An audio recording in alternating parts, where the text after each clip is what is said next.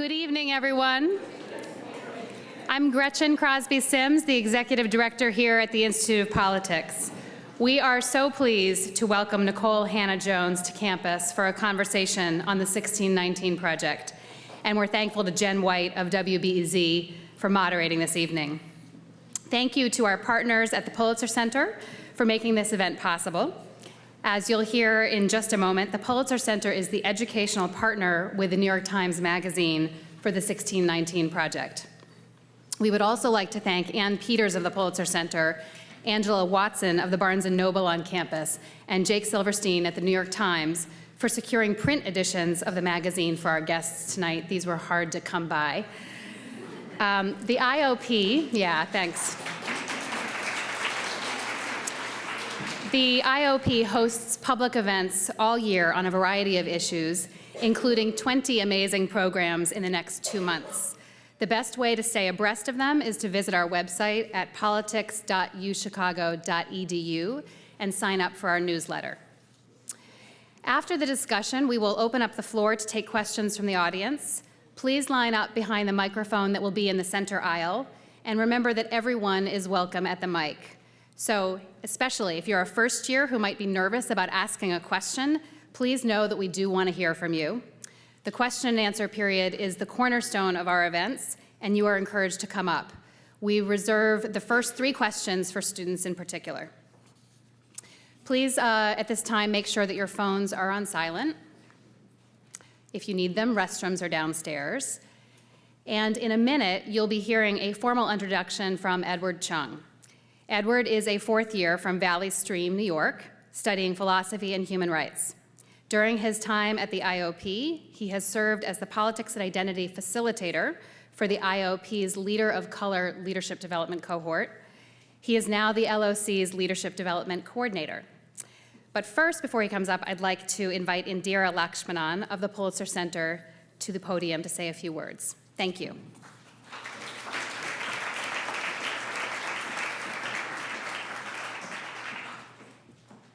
Good evening, everyone. Thank you so much for coming tonight for what I think I can assure you is going to be a wonderful conversation. My name is Indira Lakshmanan. I'm the executive editor at the Pulitzer Center. We're based in Washington, D.C., and we're a nonprofit journalism and education organization. Our mission is journalism and education for the public good, and what that means in practice is that we support ambitious, in-depth, enterprise, investigative reporting at newsrooms, large and small, all across the country. And we also do educational outreach about those projects, bringing them into schools and universities. And we're very proud that University of Chicago is one of our wonderful partners in our campus consortium, where we regularly bring speakers to University of Chicago and also give out fellowships to UChicago students who want to do their own reporting somewhere around the world. And this project that you're going to hear about tonight, the 1619 project, is one that we're having tremendous success getting out there into schools and universities with incredible demand. You may not know, but the Chicago Public Schools Chancellor has taken this magazine and our free curriculum that our education team created into every school in the Chicago public school system, which is amazing. And likewise in Buffalo, New York, in Washington, D.C., and in lots of other school districts across the country, we're getting great traction and interest in how to reframe the history that is told about slavery and the way that we even envision the contributions of African Americans in this country. So you're going to hear a lot more about that from Nikole Hannah-Jones, whose brainchild 1619 was, who started off the whole project and wrote the lead essay in the magazines that you have. And I just want to say how delighted we are that you're here. And if any of you in the room are teachers or educators, we hope you'll log on to pulitzercenter.org/1619. Take a look at the free curriculum we've created and share it with all your friends who work in classrooms. And with that, I'd like to introduce the student who's going to be giving further introductions. Thanks for coming.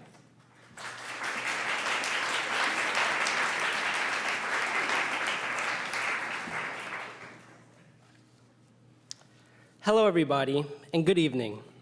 It is my honor to introduce the amazing and award-winning civil rights investigative journalist, Nikole Hannah-Jones. Ms. Hannah-Jones currently serves as a domestic correspondent for the New York Times Magazine, covering civil rights and racial injustice. She has written on federal failures to enforce the Fair Housing Act, the resegregation of American schools, and policing in America. In 2017, she won a MacArthur Genius Award. Being Black in America means you've always had to recognize and acknowledge your identity and question your precarious place in the supposed land of the free. Ms. Hannah-Jones has been able to recognize this as her interest in journalism has always been centered in her strong sense of justice.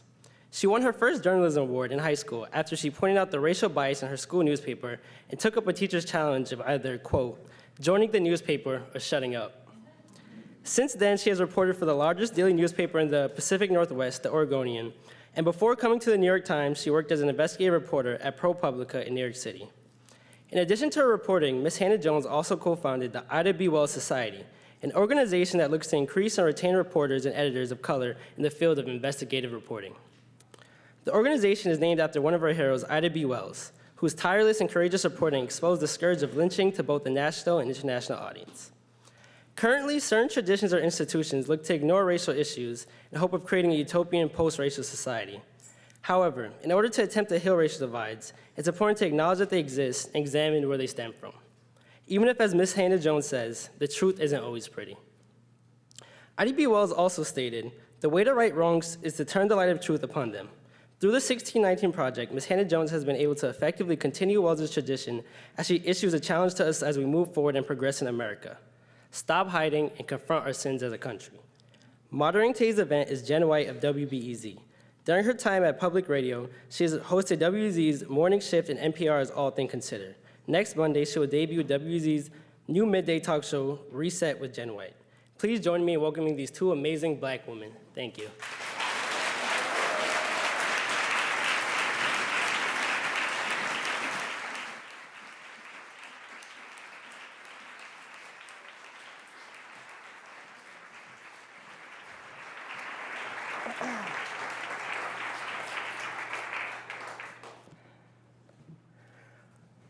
So I ran away from home this weekend because I wanted some time to really sit with this material, and I needed it. I needed that time because it's a lot to take in. But I want us to start at the beginning, where the beginning was for you. When did this project first start to take root in your mind? Okay, so I'm going to give, I just was talking to some of the University of Chicago students, and the long answer is it really began in high school. Three things kind of converged when I was a high school student. My 10th grade year was the first time I ever took a Black Studies course. My high school offered a one-semester Black Studies course, and it was taught by the only Black male educator I would ever have. And when I took that course, it was like a veil had been lifted from my eyes, as if I were seeing the country for the first time and my place as a Black person in my country for the first time. And I really became obsessed with reading about the history of the Black experience. It was that same teacher who he was talking about challenged me to join my high school newspaper. So I was bused to white schools starting in the second grade. And my high school, most of the Black kids were bused from the Black side of town. And I complained to my teacher that our high school newspaper never wrote about kids like me. And that's when he issued the challenge, that if I didn't like the way that my paper was writing or rendering us invisible, I should join the newspaper or shut up and don't come complain anymore. And those who know me know, if you challenge me to do something, I'm gonna do it. So I joined my high school paper, and once I finished that class, I would ask that same teacher to keep giving me books. As soon as I would finish a book, I'd ask him to give me another book. And eventually that year, he handed me the book by Lerone Bennett, which was called Before the Mayflower. And I think it was on page 28 or so that I came across the date 1619. And I just remember being shocked that people of African descent had been here before the Pilgrims got here, and that slavery had begun before Plymouth Rock, and understood at that point that it was intentional that we weren't taught that history, that it was intentional that part of the American narrative was not that we had been here since 1619, before most people who become white arrived. So that's kind of the long answer. I've been thinking about the year 1619 for a very long time and wanting to really excavate the legacy of slavery for a very long time. And as the anniversary was approaching this year, I just kept thinking that it was probably one of the most consequential dates in the history of our country, and that it was going to pass without most Americans even knowing 1619 existed, without most Americans commemorating it, and that I had the opportunity at the New York Times to do something about that. So in January, I came back from book leave, and the first thing I did was pitch the 1619 Project and really argued that we should dedicate an entire issue of the magazine to not writing a history of slavery, but looking at the modern day legacy and really arguing that almost nothing about modern society has been left untouched by our decision to be a slaveocracy. In your essay, which opens the project, you start with this image of an American flag flying on your childhood home. And I'm wondering, when you first started to link this idea of patriotism and who it was really for, when did that first start to connect for you? You mean as written in the essay? Okay. Yeah. Probably 6 months ago. Really? Yeah. Unpack that. So I opened the piece talking about my father always flying his flag in our front yard, and how when I was young, I was really embarrassed by that because I didn't understand how a black man born in Greenwood, Mississippi during racial apartheid, who I had seen really broken by our society, how he could have that kind of outward sense of patriotism. And I really didn't understand it until I started writing the essay, honestly. The way that I ended up opening the essay, I was on Twitter, which I occasionally am. Really? And someone said something, I don't even remember, it was some ridiculous thing about black people, or it was racist. And it made me so angry, I went back to my desk and I got out a pen and pad and I hate wrote what became the top of the story. With ink to paper, literally wrote like, my dad always flew his flag and I don't understand it. Like why would he feel this love for a country that didn't love him? I didn't think it would actually end up in the piece, but it did. So I knew I was gonna make the argument about black people's role in our democracy, and that we had fought hardest to make our, the ideals in our founding documents true. But I didn't know I was gonna actually end up writing kind of a patriotic essay. But the more that I read and really researched, not just how black people were fighting for our rights, but how even during slavery, black people were using the ideals and the hypocrisy that was laid out by the founders to make the argument for not just our humanity, but for universal humanity and universal rights. And I just began to get this feeling that who can claim America more than us? And it was during that reporting, this is kind of the beauty of being a writer or a journalist, is you hope that while you're seeking to edify other people, that you're also edifying yourself. And I began to shift my own thinking, and it was not until that point that I really started to understand my dad. And my dad was a veteran. Like so many black Americans, he joined the military thinking not only that it would be a way out economically, but that if black people have always believed if we serve our country will see us as full citizens. And I came to understand that it wasn't a marker of his degradation, but it was actually a marker of him understanding that he has just as much right, if not more right, to claim this country as anyone else. And that's ultimately what I argue in the essay. How do you then grapple with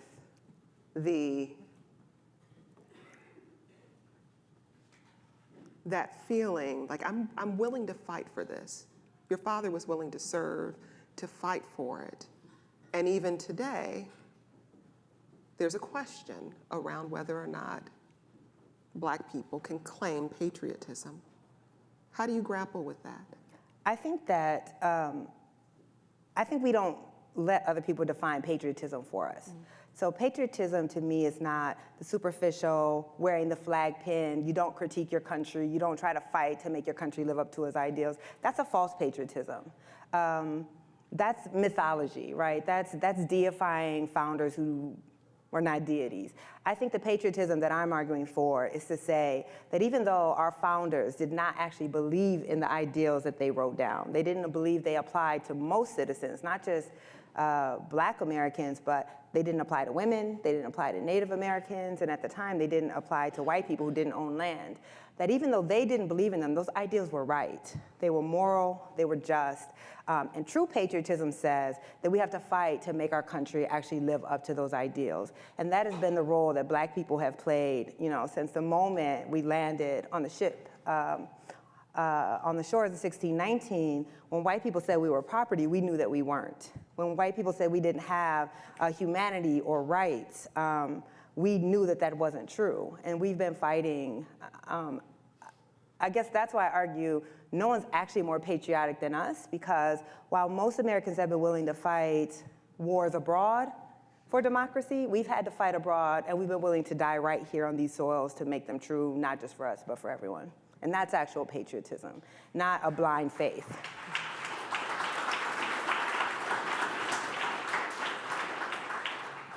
Unraveling the connections between the enslavement of Black people and our democracy today, not just the democracy, but the educational system, the prison system.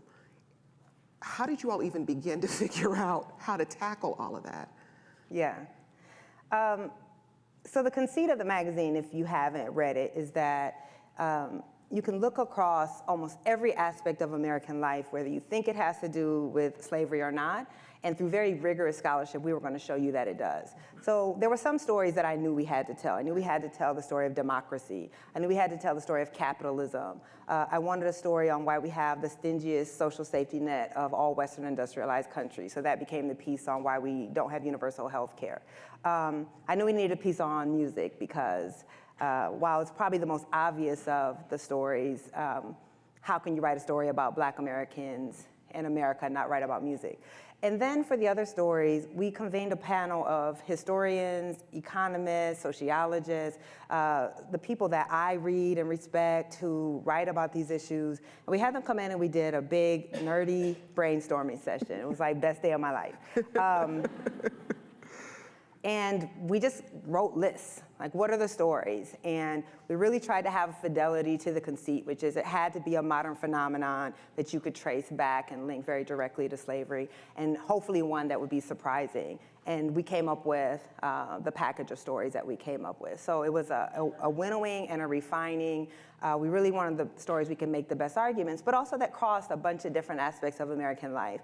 My dream for the magazine was that even if you didn't read a single article, just by flipping through the pages and reading the headline, you would be overwhelmed by the fact of the centrality and foundation of slavery. That you would turn the page and say, oh, wait, slavery is why there's a traffic jam in Atlanta, yeah. Right? Slavery is why we eat so much sugar.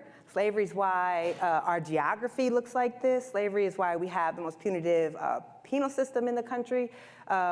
All of those things, I wanted people to be overwhelmed, and we tried to make sure that we were covering a very diverse range of American life, but also that, again, we could make, because clearly I knew some folks were going to come for us, right, with this reframing that we were doing. People are not used to the bottom being centered.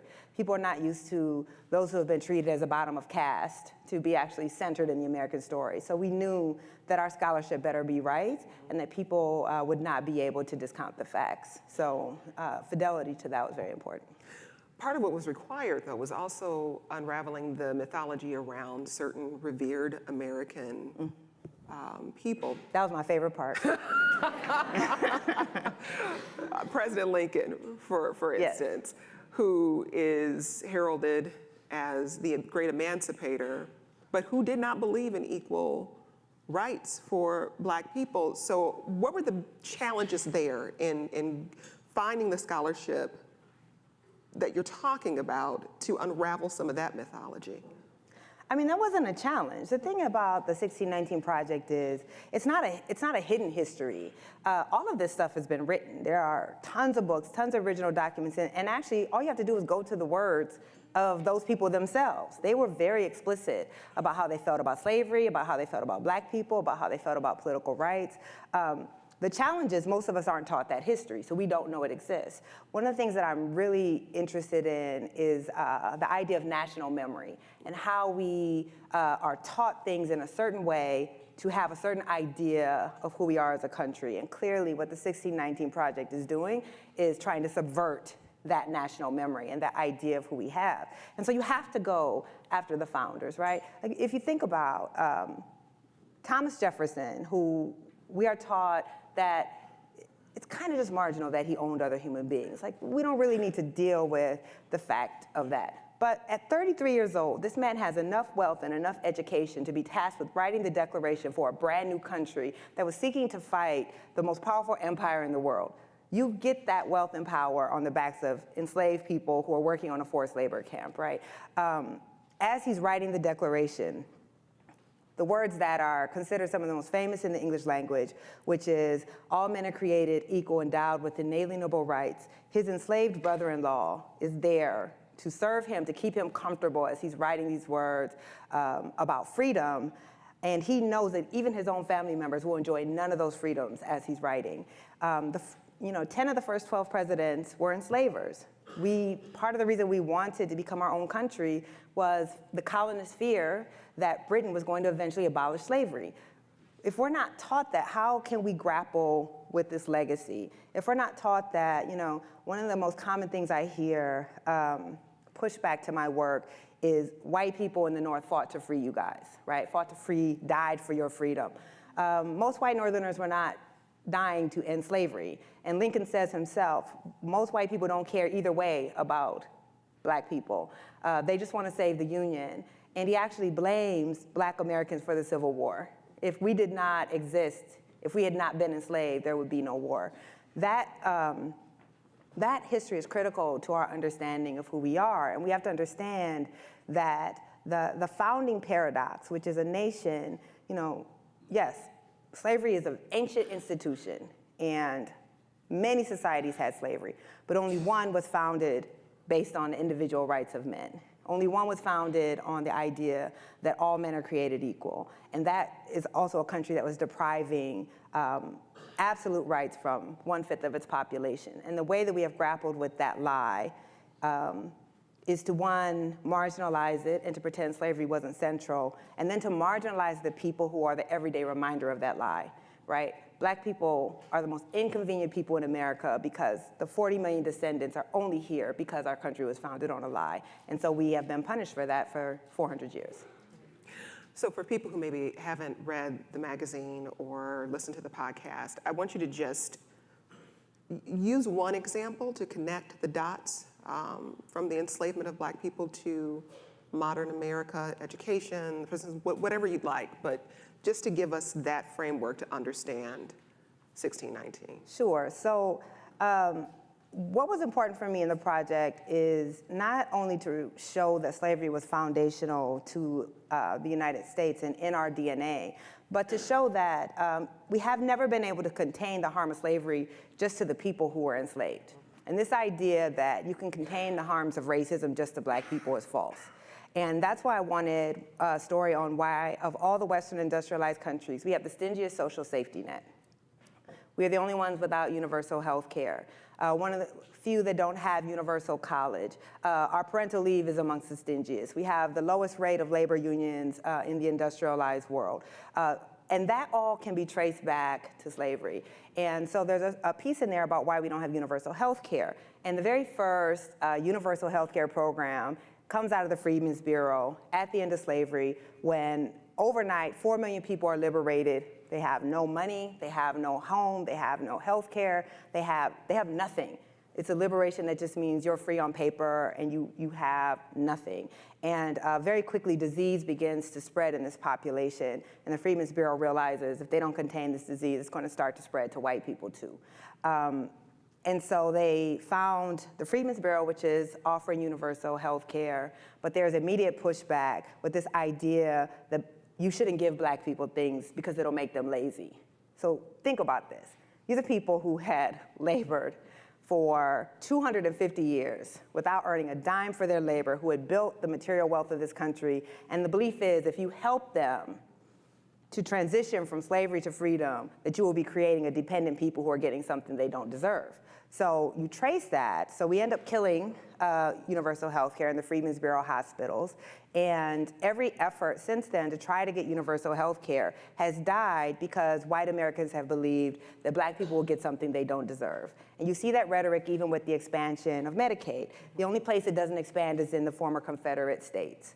And it is the belief that they will hurt large numbers of white Americans if they can hurt more black people. And the polling on this is very clear. If, when they poll white Americans, if white people think, majority of white Americans, if they think black people will benefit from a social program, they oppose it. If they think that black people will not benefit from the social program, they support it. So you look at things like the New Deal. The way that we get Social Security is to exclude most of the two professions that black people worked, which was farming and domestic. So they passed Social Security with a loophole that excludes most black laborers. And you see this again and again in our history. And I think that was important because it doesn't logically make sense why we're the only country that's this wealthy that doesn't provide basic health care for our citizens until you realize that slavery makes everything illogical and that there's a logic to racism. And the racism is you'll hurt white people to hurt more black people. In the magazine. I didn't know it was gonna get this real, huh? In the magazine, you can go ahead.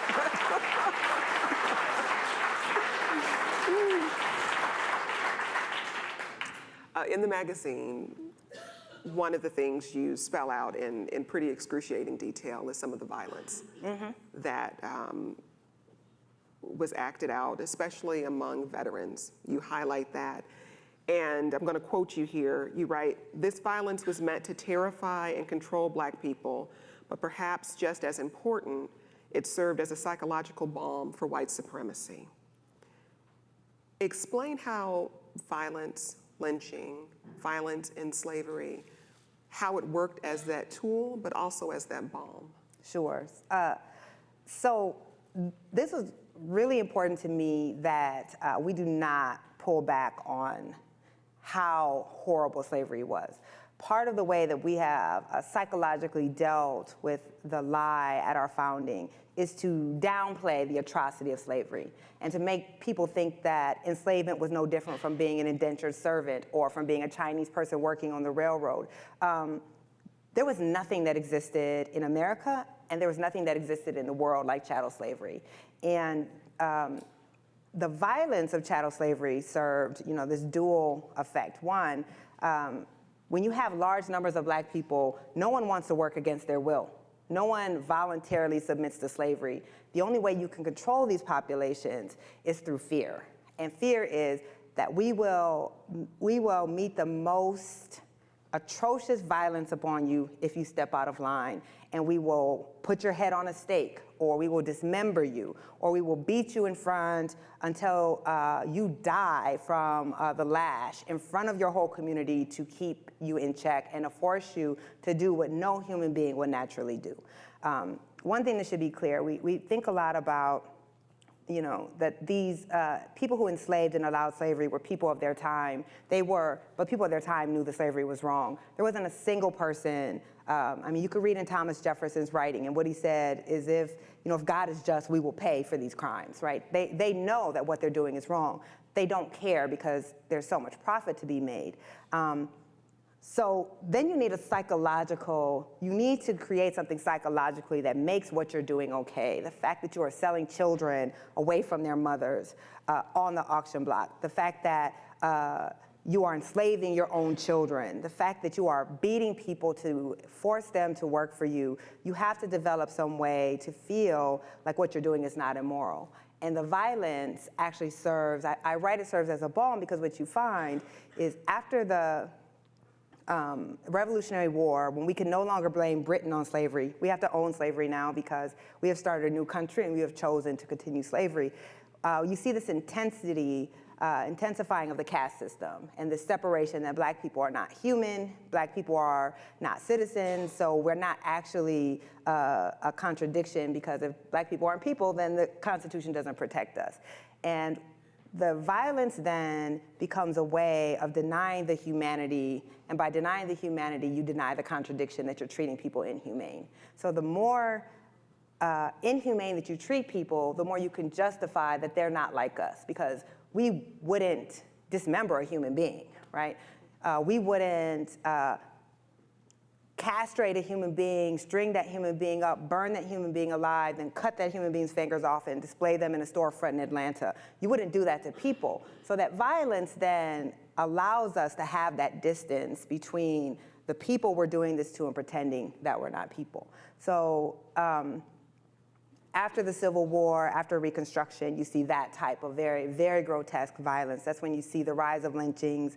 That's when you see this wave of just the most appalling violence. And every story I felt had to tell that story, that we cannot look away from what we have done to Black people, and that the only way that we were able to control Black folks was through terrorism. And the only way that white Americans could justify what they did was through enacting violence on Black people to separate us from humanity. No other race in this country has experienced that. That's just a fact. But I struggled with it too. For instance, in my piece, there's a photo of a lynching. And initially I was like, we need to show everything. And there was a big photo of a lynching. And probably a week before we went to print, my gut was just really hurting about it. And I just kept thinking, Black folks don't need to see this. Like, it's dehumanizing. And we are dehumanized enough. And so we ended up running another photo. So there was this balance between wanting to be very honest about the violence. I mean, especially considering the way that Black people are stereotyped as violent, right? When you think about how the stereotype has been turned upon us, that we are violent, when the whole history of this country has been white Americans being violent against us, but also not wanting to do more harm to communities that have already been dehumanized. So that balance was difficult. That reminds me, there's a line, Eve Ewing, who most people here will be familiar with Chicagoan, submitted a poem for the project, and there's a line that has just sort of settled into my bones. The poem is about Phyllis Wheatley, who is the first African-American published poet, and Eve writes, "How many I ams to be a real human girl? What turn of phrase evidences a righteous heart? If I know of Ovid, may I keep my children." Oh, that's still, that one still, it still gets me, because it uncovers this struggle for there to be an acknowledgement of humanity. Yes. And I'm curious where you think we are with that today. So I write in my essay, right, the degradation serves a purpose. So the way that we are often taught to think about it is, and I hear this all the time, slavery ended 150 years ago, get over it. But the anti-Black racism, the belief that Black people don't feel pain the same. There's an article in there about that, which is still a belief in modern medicine. The belief that we are not as human. The degradation is necessary after slavery to justify the past sin. So you can't say that we are enslaving you because you're not human, and then you're liberated and now welcome you as our equals. Because then we have to acknowledge that everything was a lie before, and that we were immoral before. And that development then of the belief in the inherent inferiority of Black people continues after slavery and clearly continues today. And you have to have this sense that, if we were allowed to succeed after slavery, then it gives lie to the whole idea of America and the whole system. If we were allowed to work the jobs that they worked, so they had to deny us the ability to work jobs that white people worked. They had to keep us out of white educational institutions. They had to try to deprive us of the ability to get an education. They had to deprive us of the ability to create our own art and our own music, because every success that we had would give lie to the idea that we were enslaved because we were inferior and not worthy.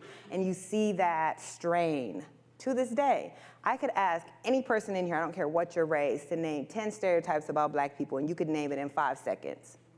Where do you get it from? Where does it come from? Your parents didn't have to sit you down and say, black people are lazy, black people steal, black people are violent, black people aren't as intelligent. You just know it. And you know it because we have been bred to know it. We are awash in the justification for slavery. And our children, we all suffer for it. I think this is why, in general, I'm not optimistic about whether we will ever resolve our original sin, because how do you purge something that's in your DNA?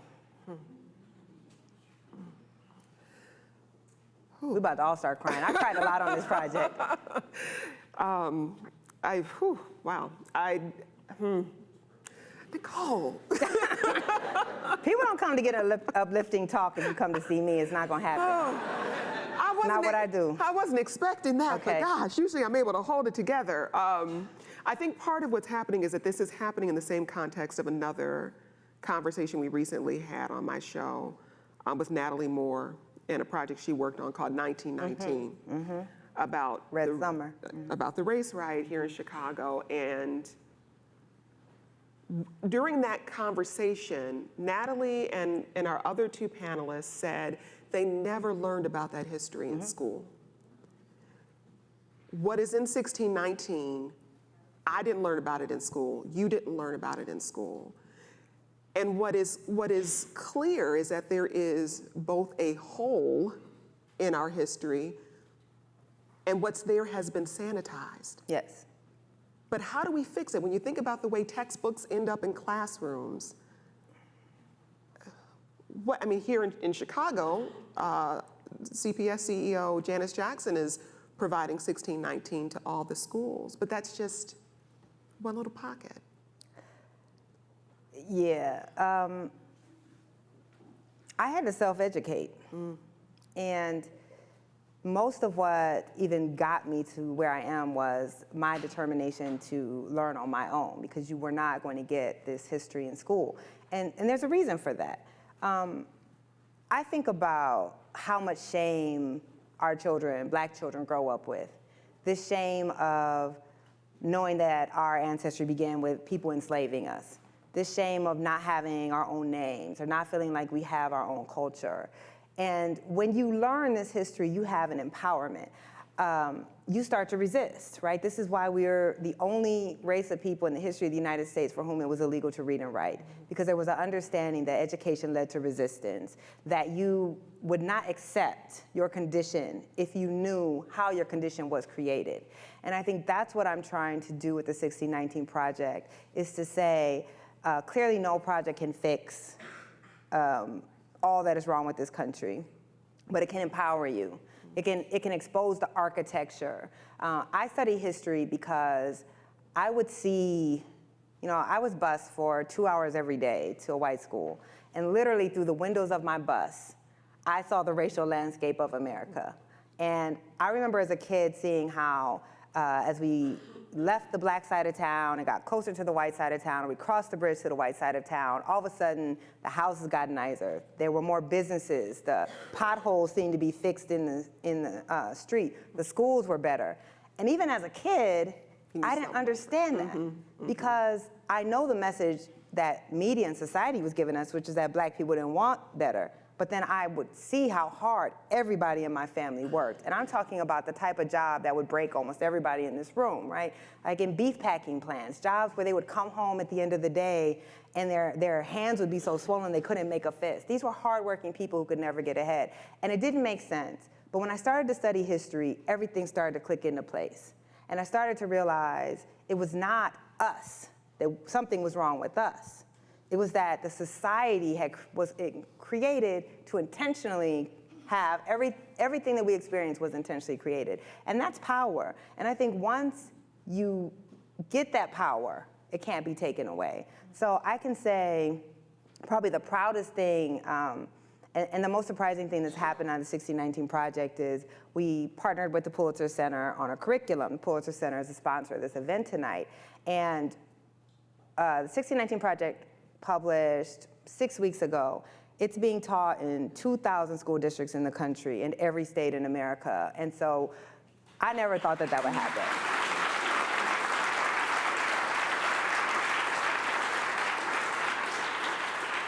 And what I hope that means, I mean, I think about myself and what it would have meant for me as a child to have ever been taught about slavery this way, to have ever been taught for a single moment that black people were never the problem, to have ever been taught for a single moment that we were more than just the sum of somebody owning us, that we fought every step of the way for not just our liberation, but for the liberation of all marginalized people in this country, what that would have meant for me, and to know that every high school in Chicago is now studying this, that Houston Public Schools is writing this into a 4-credit class that every student will take in their curriculum, to think that all of these black kids, but kids in general, American children, may not have to relearn this history as adults because they were taught it right in the first place, and that can be the first step to actually making right all the wrongs that have been done.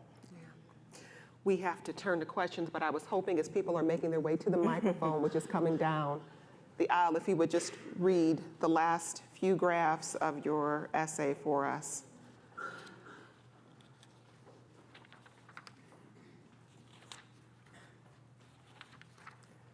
There you go. Okay. So you want me to start with when I was a child? Mm-hmm. Okay. So as we said, the essay starts with me not understanding why my dad flew this flag, and then it kind of goes through the history of black people really fighting to make our democracy real, to actually force our country to live up to its ideals. And then it kind of ends with a scene of me when I was a child. When I was a child, I must have been in 5th or 6th grade. A teacher gave our class an assignment intended to celebrate the diversity of the great American melting pot. She instructed each of us to write a short report on our ancestral land and then draw that nation's flag. As she turned to write the assignment on the board, the other black girl in class locked eyes with me. Slavery had erased any connection we had to an African country, and even if we tried to claim the whole continent, there was no African flag. It was hard enough being one of 2 black kids in this class, and this assignment would be just another reminder of the distance between the white kids and us. In the end, I walked over to the globe near my teacher's desk, picked a random African country, and claimed it as my own. I wish now that I could go back to the younger me and tell her that her people's ancestry started here on these lands, and to boldly, proudly draw the stars and those stripes of the American flag. We were told once, by virtue of our bondage, that we could never be American, but it was by virtue of our bondage that we became the most American of all.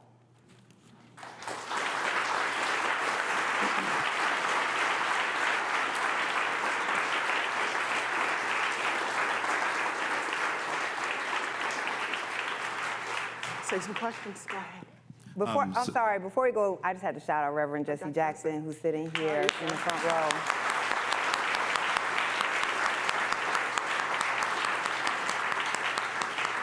We owe this man a great debt, as close to democracy as we had. He's played a tremendous role in helping to get us there, and just so much respect, and thank you for honoring us with your presence tonight, Reverend.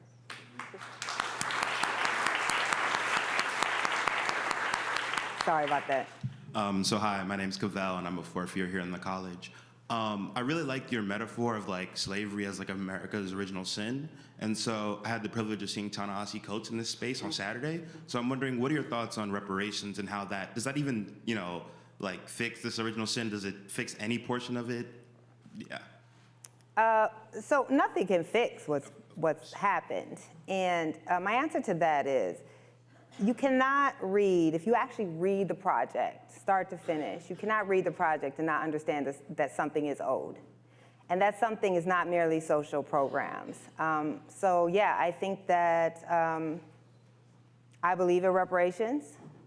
I believe the reparations are owed. I believe the reparations are owed in terms of a cash payment, as well as much more rigorous enforcement of our civil rights laws and other social programs. And I think we really need to question why people are so opposed to making restitution for what was done.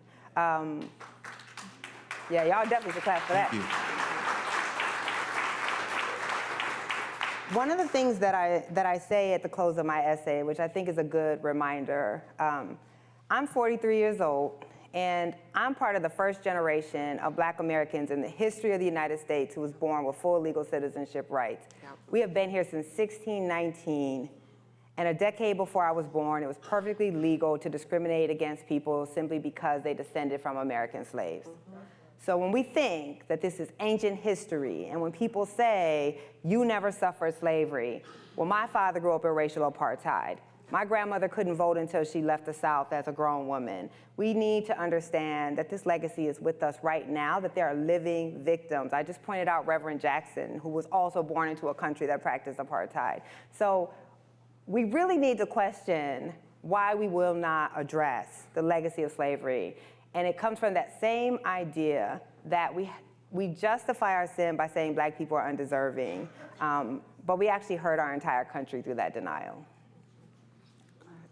Hi, my name's Kim. I'm a second year in the college. And you mentioned earlier that as much as the founding principles of the country and the Constitution and whatnot are righteous and just, that the people who wrote them did not believe in them. And I think it's safe to say that most of the students in this room, and probably the rest of us too, are expected to read a lot of books written in that same situation. So Locke, Hobbes, all of the quote-unquote classics. So my question for you is, how do you deal with those old, like, foundational-ish texts? Is there anything to be gained from them? And how do we separate out the virulent bigotry from anything that might be of use? I mean, yeah, of course, right? The 1619 Project and myself, I'm not arguing that we erase history. I'm not arguing that you don't read the Declaration of Independence just because Thomas Jefferson didn't necessarily believe it applied to most people. You have to read all of those texts. One, they help us understand who we are. And it's not that those men had no value, but it is also, again, let's not deify these men. Let's say that these were men who were very hypocritical, who had lots of contradictions, but who also had a vision that Black people actually were to perfect. So it's a matter of, when you teach about Thomas Jefferson, when you talk about Monticello, let's call it what it was. It was a slave labor camp.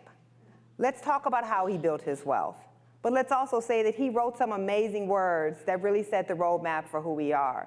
I'm not arguing that 1776 doesn't matter. I'm just saying that 1619 matters just as much. And we have to have the ability to teach both of those things at the same time. Thank you. You're welcome.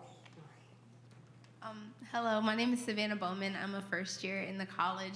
And in the coming years, there's expected to be like significant shifts to like the minority population becoming the majority, and just that lens in general. And I wonder, do you think that that will significantly impact the curriculum and how we teach students who are now going to be in the minority, like about slavery and the past like implications that it had? Okay, so I'm just gonna push back on your framing just a little bit. So one, there's no such thing as majority minority, right? That's an oxymoron. And the assumption that all people who are not white will somehow group together and vote as a bloc, right? It's not logical. Yeah. White people will still be the largest group in a plurality. What we also know is history teaches us that whiteness expands as it needs to. So more people will be brought into whiteness. You know, if the Republicans stop doing whatever they're doing, they could break off a large percentage of the Hispanic population easy, right? They could actually expand the idea of what whiteness is, just like they did for the Irish, the Italian, the Polish, the Greek. So I'm not under no illusions that we will one day be a country run by those on the bottom. We will not. And you can look now at voting patterns, right? Black folks voted almost 9-1 or 9-1 against Trump, but other racial groups were more divided. They split. They didn't vote for Trump, the majority, but they were much, much more divided, and particularly Latinos on the vote. So I don't think that we can have a lot of hope that our changing demographics are going to lead to some greater epiphany about who our country should be. And I think you can look at Donald Trump as a reaction to our changing demographics and the sense amongst many white Americans that they were losing something as our country diversifies. And the last thing I'll say on that is look at the South, which was already in many places, a minority white place that was still run by white folks. You can look at New York City, a minority white place, but where's the power and the wealth? It is not in the hands of black and brown people. So if we're going to see a change, it's going to be because black and brown folks form a coalition and force it, but it's not going to happen just because there's a demographic shift. Thank you. You're welcome. That was hopeful, right? Yeah. Hi, thank you for being here. I'm Myra Kwaja. I graduated a few years ago, and now I work with a group of journalists in Chicago that investigates police misconduct. So I would love your advice, given your experience. How do you find balance in the subject of, like, in the content of the work you do, dealing with really difficult images, archival materials, research? How do you find balance in your mental health? And then similarly, when you're inviting other people in to read and engage with your work, what are some of the ways that practical ways you hope people act on your work? Something I'm struggling with in journalism is like giving people really difficult content to grapple with, but then I think people struggle with knowing what to do with it. Thank you for those questions. If you know me, then you know my answer is going to be I don't deal with that, I just drink a lot of bourbon.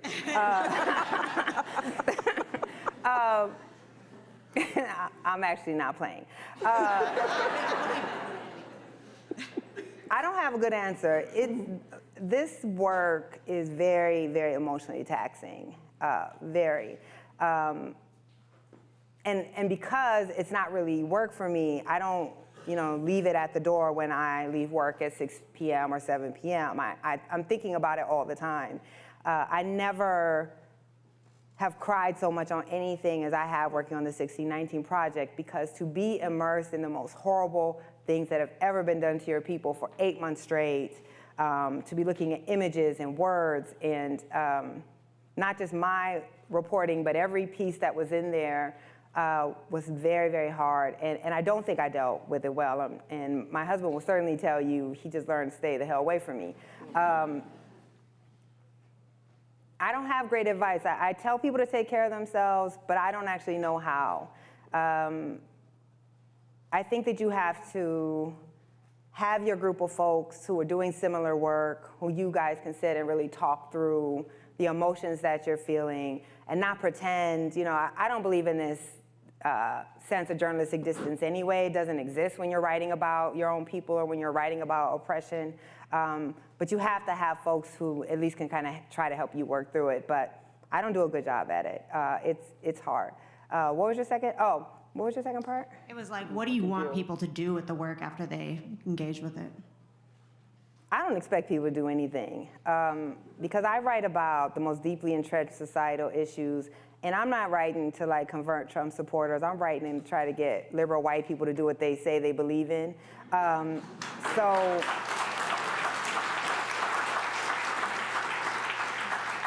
I say this kind of flippantly, but the beauty of being a journalist to me is I just expose the problem and then it's up to y'all to fix it. I don't have to come up with the solutions, but the most that I hope will come out of my work is you can't pretend you didn't know. And you can't pretend that we are making choices, right? That it's not simply that these systems exist and I don't play a role in it. We choose to sustain the inequality that we see every day through our individual choices and actions.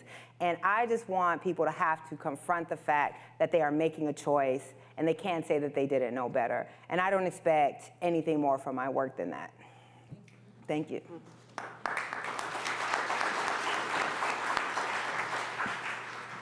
Hello, my name is David McMillan. I'm a fourth-year PhD student here at the university, at the Harris School of Public Policy. You go. And thank you, I appreciate that.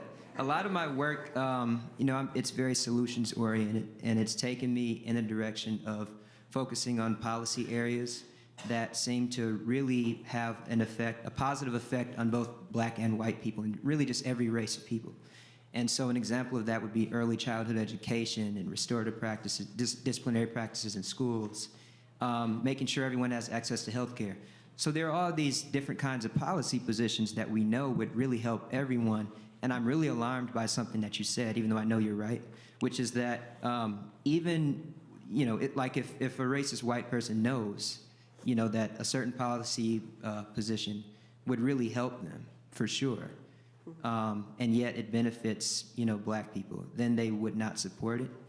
I'm basically alarmed because I'm concerned about the extent to which, like, all the efforts I'm putting in, the efforts of a lot of people, researchers and activists, who are trying to come up with these solutions, that basically all their efforts would be in vain because people won't even be willing to support something that benefits them, which goes against these rational choice ideas that our school, like, tries to support. But it's very, I'm alarmed by it, and my question is basically, even though I know you said that you're not, like, trying to come up with all the solutions, but I at least need, like, an idea after hearing that of, like, what should I do? Like, if they're not even, like, if they're not going to support the things that would actually benefit them, how would you go about trying to, like, convince someone like that to support, like, a policy that would benefit them?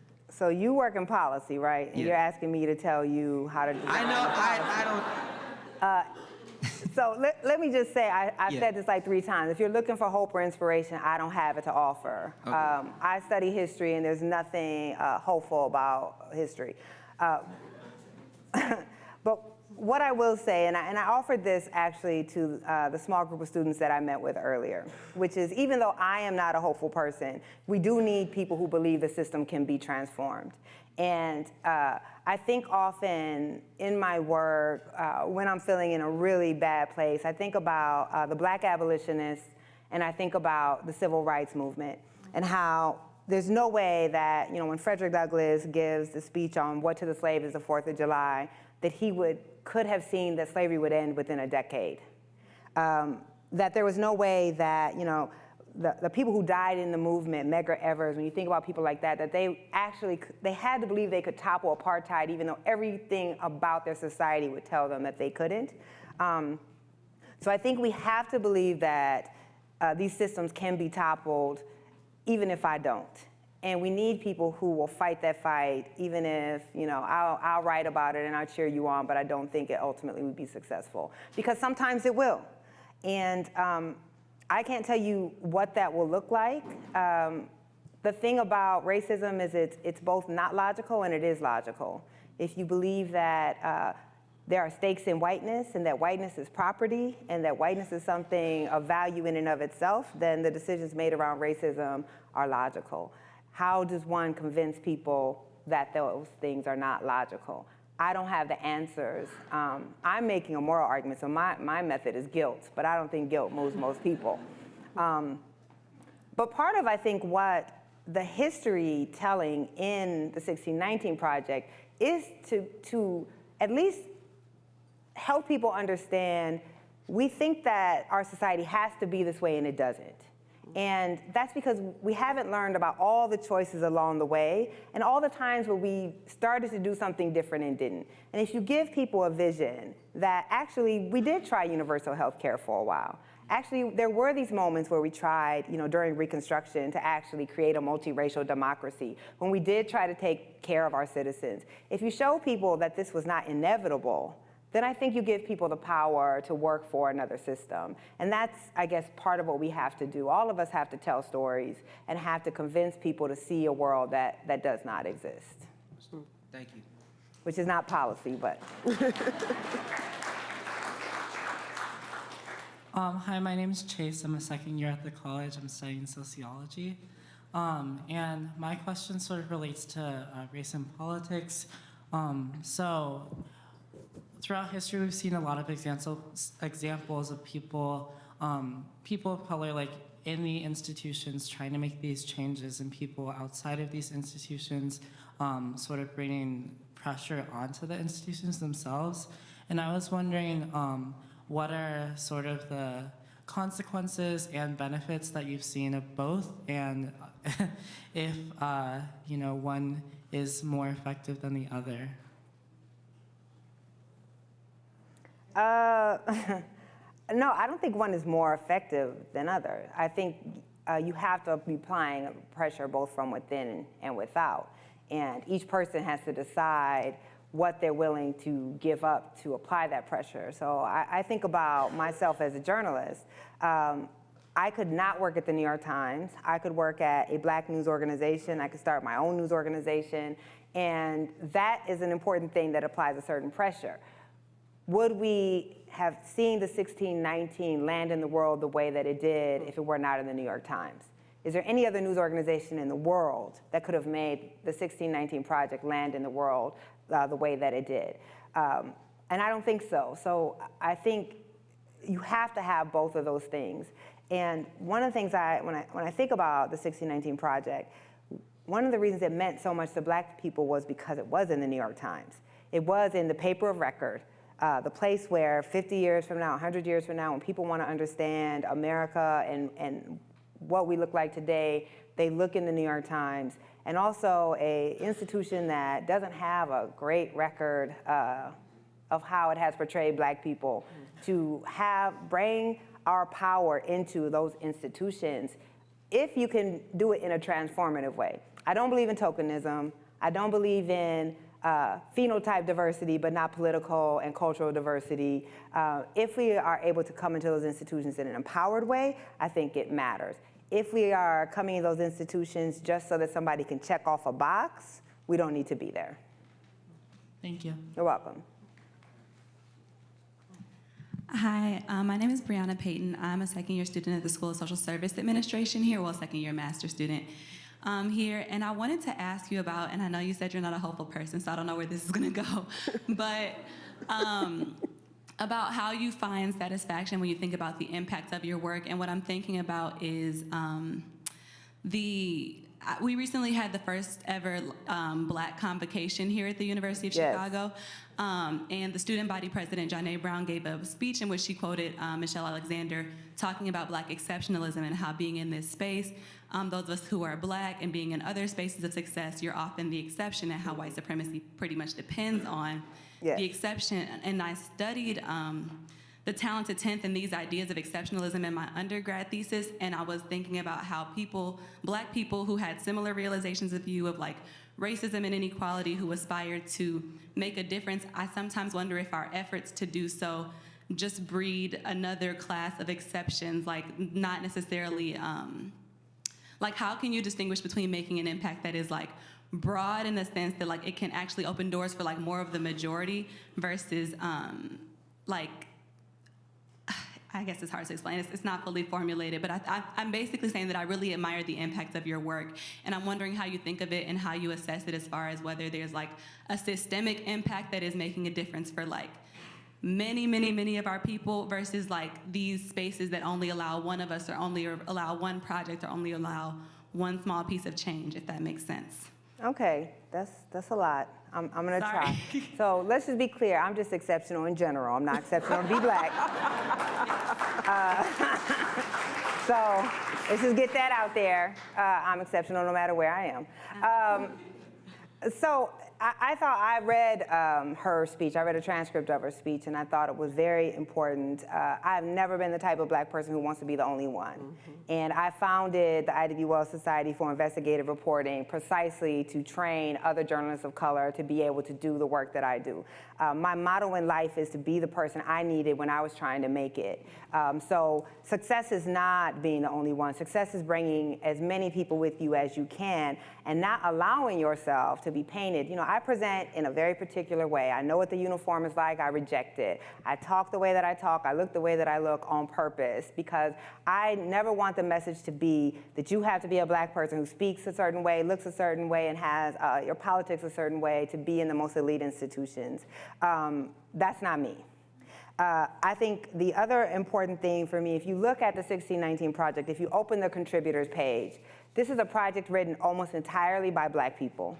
Almost every article, every photographer in there, every piece of original art, every piece of creative fiction is written by Black folks, and that was intentional. One, it was important to me that the descendants be the ones to tell these stories, but also that you could show to the world that you could produce the highest quality journalism in the most important news organization in the world, and it could be done almost all by Black folks. So every decision I make is thinking about those things, and I hope that I am an example to other Black folks that if you're the type of person who wants to be the only one, you need to look internally as to why that is, because you have bought into white supremacy as well. Thank you.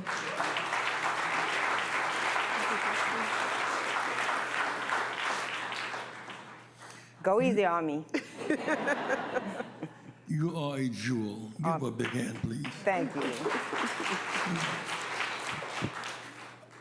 As I shared with you when I read this, I'll be 78 tomorrow. Happy birthday. And I'm going to spend my day in Cook County Jail, having lunch with the inmates in their tier because of the 13th Amendment. Far more devastating than the Emancipation Proclamation. The 13th Amendment said all free except prisoners. And the whole jail industrial complex comes out of the 13th Amendment, which is a kind of contradiction. Second modern piece is that Barack Obama really believed in comprehensive single-payer health care system. He backed into Romney's Massachusetts plan, which is called affordable health care. The way they killed it was calling affordable health care Obamacare. Even whites who needed affordable health care didn't want Obamacare. They want omelet, didn't want eggs. Many whites in last election would go to the hilt to fight for affordable health care, but not Obamacare. Yes. Because it was tainted in that way. That's what makes what you say lives them in a certain kind of way. Many, South Carolina, for example, has turned down $9 billion in 60,000 jobs to avoid federal government involvement when everything is federal. Every highway, every bridge, every road is federal. Second piece I thought was very important to me as I read and reread this is that we are not debtors, we're creditors. We're not debtors, we're creditors. We're taught we're debtors, we owe America something. We're owed something, we're creditors. Fundamental to that is that we are not the bottom, we're the foundation. And so if we do nothing else but change Black people's minds, and eventually white minds will change as well. In the South, I was arrested in 1960 trying to use a public library. The library board didn't change, we changed. It had to adjust. When we put a light in darkness, they had to adjust to us. So when African Americans were here, and by the way, when I first started talking about African American, that was controversial. We were just going from color to Black, and African American like too much to swallow. Now we say African American is commonplace. That's just about 20 years old as common language. We're not the bottom, we're the foundation. We're not debtors, we're creditors. Now I would say lastly that I have to give credit to those enslavers who grappled with this thing. One of the things that make Jefferson important to me is that he said, "I think that God is just on the one hand, slavery on the other." That's because he was sleeping with Sally Hemings then and having babies by and enslaving his own children. He grappled with the tension.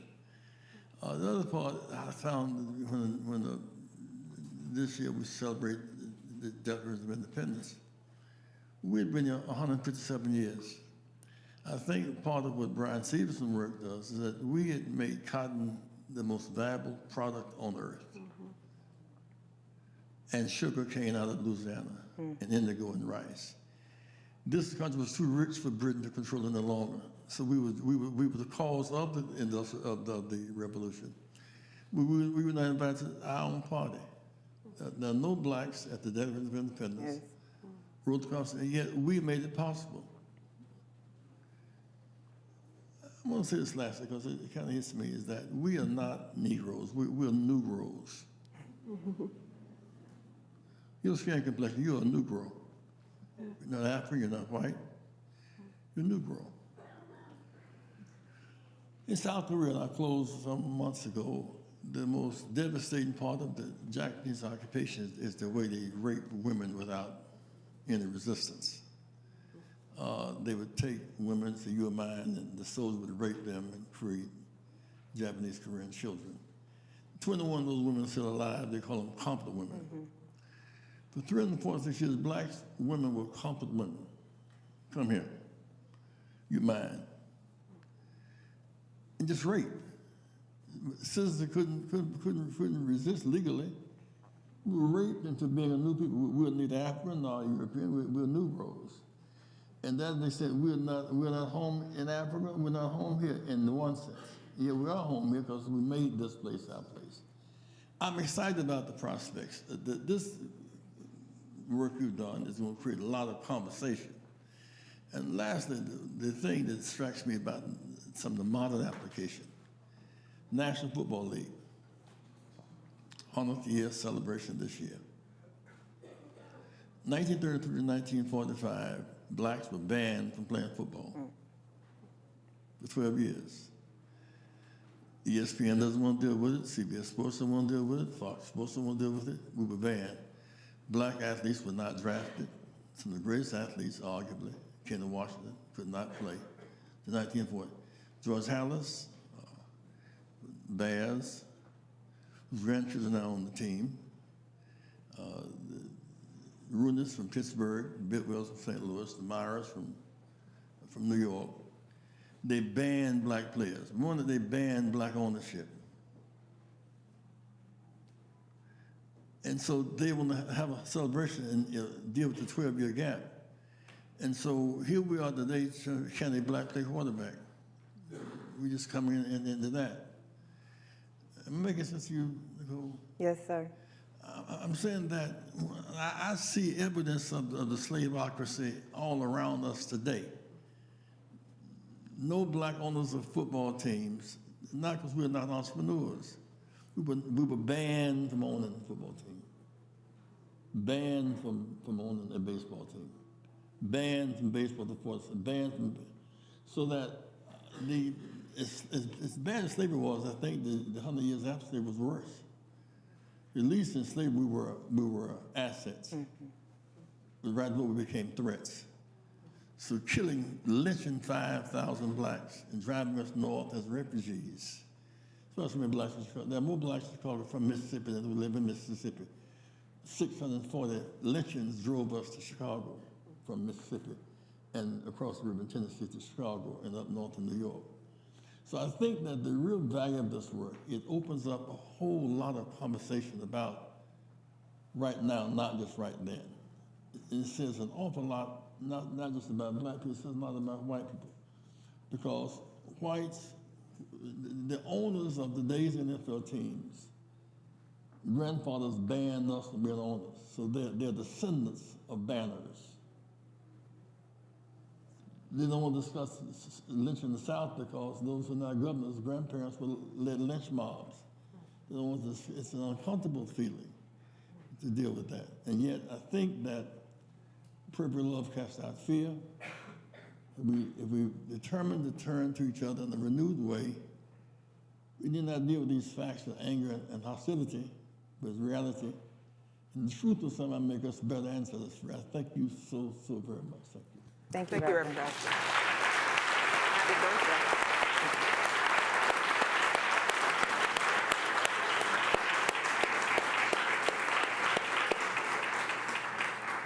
Well, that's a good place to end. Everyone, Nikole Hannah-Jones, thanks to the Pulitzer Center.